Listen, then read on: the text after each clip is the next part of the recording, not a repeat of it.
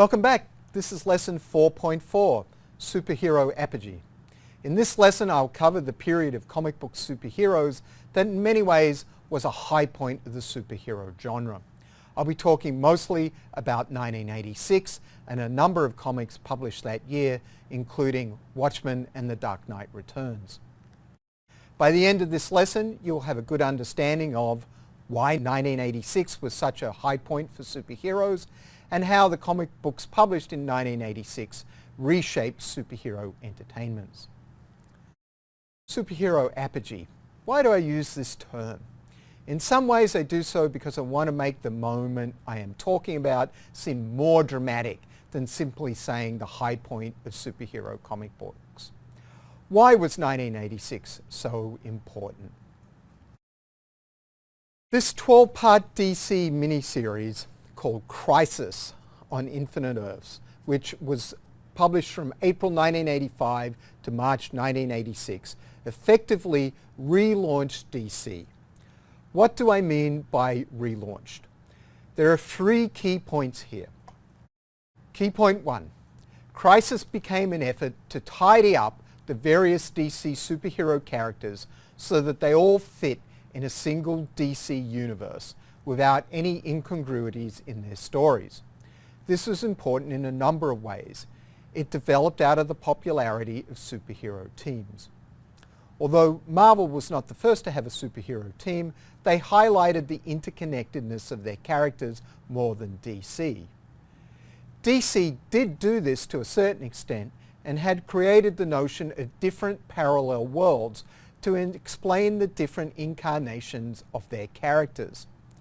But in trying to fix problems in continuity, DC created another problem, in that the need for continuity and consistency across all their superhero stories created a need for tighter editorial control and put limits on their writers' and artists' degree of creativity.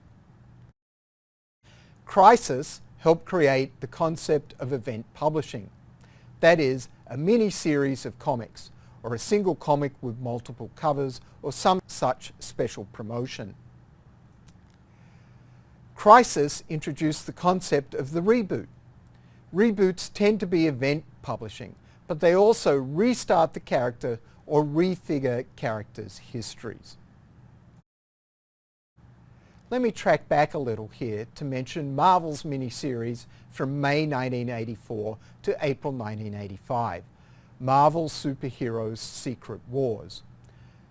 Marvel created this series specifically to help Mattel sell their line of Marvel superhero toys, so this was a form of event publishing too.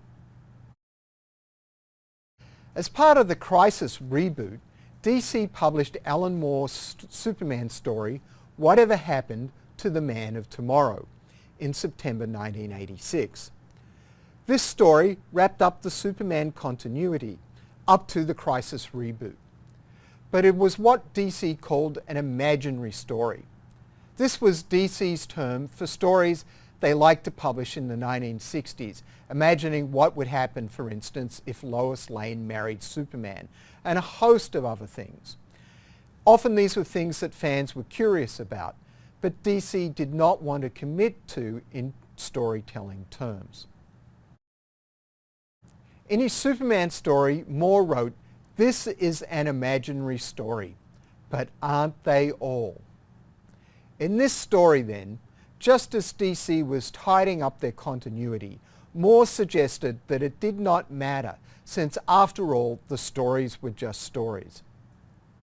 As it turned out, Moore had the better idea, and in the years that followed, DC had endless versions of its characters and many more reboots. Alan Moore is much better known for his Watchmen miniseries, published from September 1986 through to October 1987. Watchmen challenged the basic assumptions of superhero comic books by suggesting that superheroes were as flawed as any other human. Moore's stories brought the complexities of life to superhero stories.